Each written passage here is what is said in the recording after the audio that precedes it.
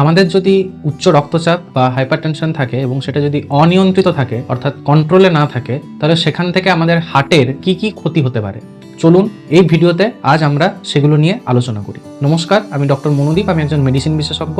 আমি আমার আগের ভিডিওগুলোতে হাইপারটেনশন বা উচ্চ রক্তচাপ নিয়ে অনেক আলোচনা করেছি, সেখানে আপনাদের একটা ওভারভিউ দেওয়ার চেষ্টা করেছি। তো আজ আমি এই হাইপারটেনশন বা উচ্চ রক্তচাপের জন্য আমাদের পার্টিকুলারলি হার্টে বা হৃৎপিণ্ডের কি কি ক্ষতি হতে পারে সেগুলো নিয়ে আলোচনা করব। কেন আমি এই হৃৎপিণ্ডকে বেছে নিলাম? তার কারণ হাইপারটেনশনের জন্য আমাদের শরীরের বিভিন্ন অঙ্গের কিন্তু ক্ষতি হতে পারে। সেটা হার্ট হতে পারে, কিডনি হতে পারে, সেটা ব্রেন হতে পারে, আমাদের যে রক্ত বাহুগুলো থাকে, বিভিন্ন ধমনী থাকে, সেখানে ক্ষতি হতে পারে, আপনার চোখে ক্ষতি হতে পারে, কিন্তু সব থেকে বেশি ক্ষতি হয় কিন্তু আমাদের এই হার্টের। তো কিভাবে হাইপারটেনশন বা উচ্চ রক্তচাপ হার্টের ক্ষতি করে? হার্টের কাজটা আসলে কি? তো প্রথমেই আমাদের যেটা জানতে হবে যে হার্ট আমাদের শরীরে ঠিক কি কাজ করে।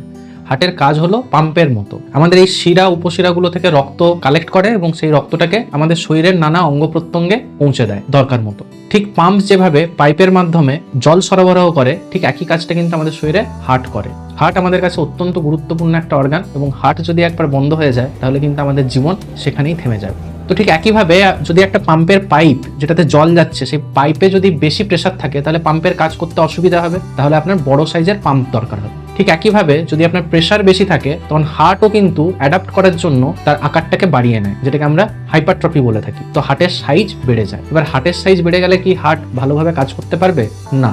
হার্টের সাইজ যদি বেড়ে যায় তার যে মাসেল যে লেয়ারটা থাকে সেটা কিন্তু ঠিক হয়ে যায়। তাই জন্য হার্ট ঠিকঠাকভাবে প্রসারিত হতে পারে না। হার্ট প্রসারিত হতে না পারলে তখন ব্লাডকে সে ঠিকভাবে কালেক্ট করতে পারবে না এবং সে ওই ব্লাডকে ঠিকভাবে উপরের দিকেও তুলতে পারবে না। তো স্টার্ট হয় হার্ট ফেলিওরের। হার্ট ফেলিওরের শুরুর দিকে কিন্তু পেশেন্ট অনেক সময় অ্যাসিমটমেটিক থাকে, কিছুই বুঝতে পারে না, কিন্তু পরবর্তী ক্ষেত্রে শ্বাসকষ্ট, পা ফুলে যাওয়া, তার সাথে দুর্বল লাগা, এই ধরনের ঘটনাগুলো কিন্তু দেখা যেতে স্টার্ট করে। শুধু হার্ট বড় হয়ে যাওয়া বা হার্ট ফেলিওর নয়, যদি হাইপারটেনশন বা উচ্চ রক্তচাপ থাকে তাহলে সেই ক্ষেত্রে কিন্তু আমাদের হার্ট অ্যাটাকের রিস্কও অনেক বেশি বেড়ে যায়, যেটাকে আমরা myocardial infarction, coronary artery disease, ischaemic heart disease এরকম নাম দিয়ে থাকি। তো তার আশঙ্কা কিন্তু অনেক বেশি বেড়ে যায়, এবং বিশেষ করে কম বয়সে যে হার্ট অ্যাটাক হয় তার কিন্তু অন্যতম একটা রিস্ক ফ্যাক্টর কিন্তু এই হাইপারটেনশন বা উচ্চ রক্তচাপ। এর সাথে সাথে আমাদের হার্ট কিন্তু সবসময় একটা নির্দিষ্ট ছন্দে, নির্দিষ্ট গতিতে কাজ করে। আমাদের হার্ট কতবার মিনিটে বিট করে? 60 থেকে 100 বার প্রত্যেক মিনিটে। হার্টের কিন্তু এটা একটা স্বাভাবিক হার্ট রেট।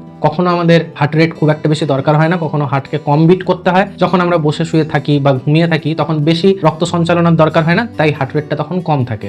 আবার যখন আমরা একটু ছোটা দৌড়া করি তখন আমাদের একটু হার্ট রেটটা বেশি প্রয়োজন হয়, তাই 60 থেকে 100 এই রেঞ্জে কিন্তু আমাদের হার্টবিটটা থাকে। কিন্তু এই হাইপারটেনশন বা উচ্চ রক্তচাপ যদি থাকে তাহলে কিন্তু হার্টের যে ছন্দ সেটা কিন্তু বিঘ্নিত হতে পারে, সেখানে গন্ডগোল দেখা দিতে পারে, এবং এই হার্ট রেট অত্যধিক পরিমাণে বেড়ে যেতে পারে, যেটাকে আমরা ডাক্তারি ভাষাতে ট্যাকিয়ারিথমিয়া বলি। আবার সেটা কিন্তু কমেও যেতে পারে, যেটাকে আমরা ব্র্যাডিয়ারিথমিয়া বলি। অর্থাৎ হার্ট রেট 60-এরও নিচে নেমে যেতে পারে, আবার হার্ট রেট 100 থেকেও বেশি বেড়ে যেতে পারে। তো বিভিন্ন ধরনের যে অ্যারিথমিয়াগুলো হয় সেটারও কিন্তু একটা রিস্ক ফ্যাক্টর কিন্তু আমাদের এই হাইপারটেনশন বা উচ্চ রক্তচাপ। তাহলে হাইপারটেনশনের জন্য হার্টের সমস্ত জায়গার কিন্তু ক্ষতিগ্রস্ত হয়, এবং সেটা বিভিন্নভাবে হার্টকে কিন্তু দুর্বল করে তোলে, হার্টের কিন্তু ড্যামেজ করে, এবং সেখান থেকে আমাদের পরবর্তী কমপ্লিকেশনগুলো শুরু হয়। তাই আমরা যদি আমাদের রক্তচাপকে কন্ট্রোল করতে পারি তাহলে কিন্তু হার্টের ওপর এই ক্ষতিকারক প্রভাবগুলো পড়ে না।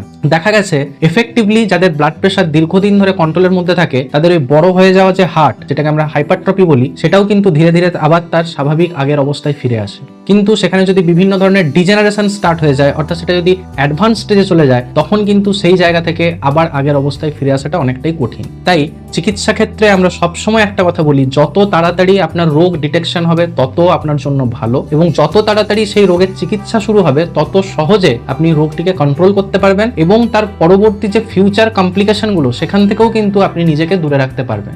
আমাদের এই হাইপারটেনশন বা উচ্চ রক্তচাপ নিয়ে একটা মজার কথা কি জানেন? অর্ধেক সংখ্যক মানুষ জানেই না যে তাদের হাইপারটেনশন বা উচ্চ রক্তচাপ রয়েছে, অর্থাৎ 50% মানুষ তারা আনডিটেক্টেড, কোনোদিন প্রেসার চেক করায়নি।